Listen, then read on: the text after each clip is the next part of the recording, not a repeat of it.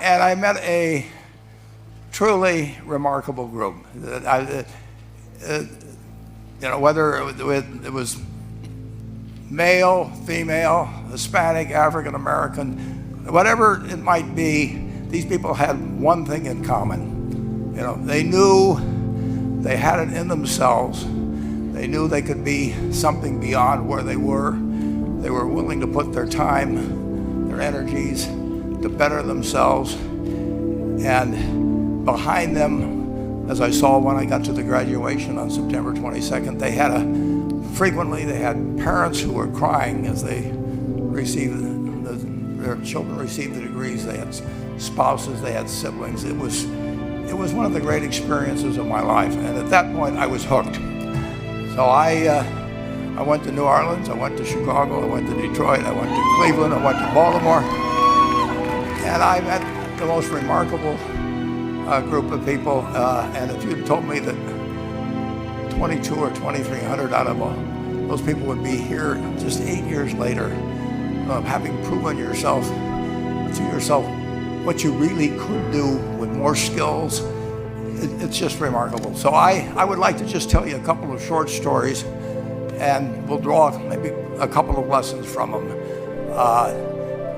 As I came in, Mike Bloomberg was talking, and he talked about immigrants, and I echo his remarks. But I would like to tell you of two women that each sold a business to Berkshire Hathaway, to me actually, for many, many, many millions of dollars. Both of them started with $2,500. By a coincidence, it was the exact same amount. It was everything they had in the world. And one of them was a woman who landed in Seattle in 1917, couldn't speak a word of English, had a tag around her neck. The tag said, Fort Dodge, Iowa. The Red Cross got her to Fort Dodge, where she was reunited with her husband who had come to the country a couple of years earlier. And she lived in Fort Dodge for 2 years, and as she put it, she felt like a dummy. She couldn't pick up the language. She couldn't learn a word. And so she and her husband decided to move to Omaha. So they came to Omaha in 1919. And there she found a small colony of Russian Jews, so she started feeling more at home. And then as her oldest daughter went to school, she would come home, this daughter, Frances, and she would teach her mother the words she learned in school that day. And this woman, Rose Blumkin, spent 20 years saving money, bringing first her siblings over, her mother and father, $50 at a time. She sold used clothing to do it. She had 4 children during this period. And by 1937, after 20 years, she'd saved $2,500. She went to Chicago and she bought what she could of furniture. Her dream had always been to open a furniture store. And this woman who had never gone to school one day in her life, with $2,500, but with the same spirit that the people in this room had about having a dream and working to accomplish that dream, she built a business which she sold to me in 1983 for $60 million approximately, and which did $1.5 billion worth of business last year. The 4th generation is working in that business. This woman, Rose Blumkin, she worked for me until she was 103.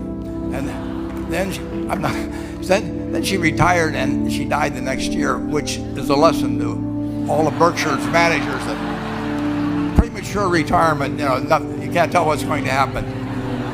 But Mrs. B, with her $2,500, one further fact about her, she could not read or write.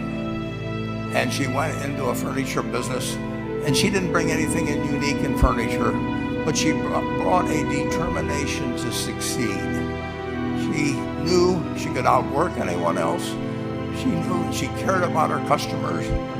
She worked at very low gross margins, but she built this incredible business. And I saw one other woman who did a similar thing with $2,500. I paid her hundreds of millions of dollars for her business. So I decided to go to the source and get these people before, I don't want you guys coming around to me asking me hundreds of millions of dollars. I'd like to join in with you much earlier. So I've followed this group, and today I'd like to tell you about one other small business person. This person, I went to buy his business from him, and he turned me down, which was very wise. But this was a fellow who was born about 8 years before I was. He was born in 1922. He was we'll call him Jack, lived in the Midwest. He was a pretty good athlete, didn't like school much. And I'm going to tell you one thing early in the story. Maybe you can figure out who the guy was. The company he built hires more college graduates each year than any other company in the United States. And this fellow, who was destined for this but did not know it, Jack, went to college for a year and then dropped out. He really wasn't that interested in school. And the year he dropped out was 1941, and the United States became under attack. He went down to the Army Air Force recruiting station, volunteered, and they turned him down because he had hay fever. So he went over to the Navy and again volunteered, and they took him. They put him on an aircraft carrier. He flew small fighter airplanes during World War II, got 2 distinguished flying crosses from the Navy, and then he came back to the Midwest. So now we've got a young guy. Probably by this time he would be 23 or 24 years old. And the interesting thing is, he got back to the Midwest, and he actually kind of went from one job to another for a short period of, or not such a short period of time. And he finally became a used car salesman at a Cadillac dealership in St. Louis, Missouri.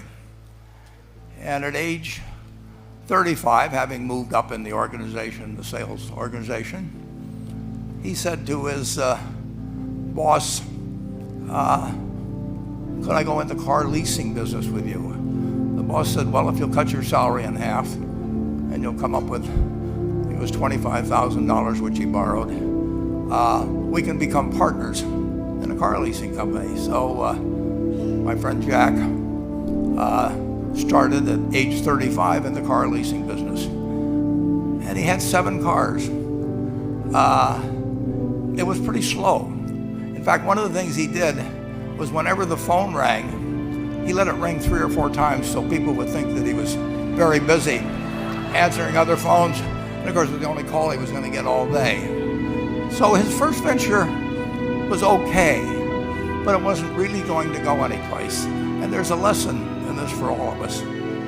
At age 40, he decided, with 17 vehicles, 17 cars, he was going to go into competition in the rent-a-car business. So now he's taking on Hertz and Avis and National and people like that who have hundreds and hundreds of thousands of cars. And he's got 17 cars, and his cars aren't any different than theirs. I mean, he's buying them from General Motors or Ford or Chrysler. And he can't get the airport locations. Those companies have them all sold up.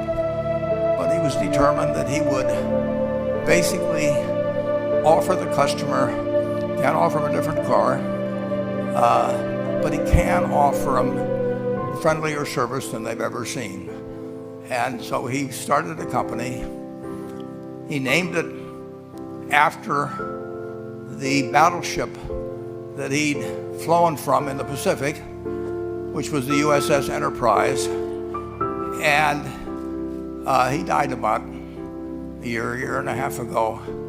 But when he died, his rent-a-car company, starting with those 17 cars, was worth more than Hertz and Avis and all the rest of the rental cars put together.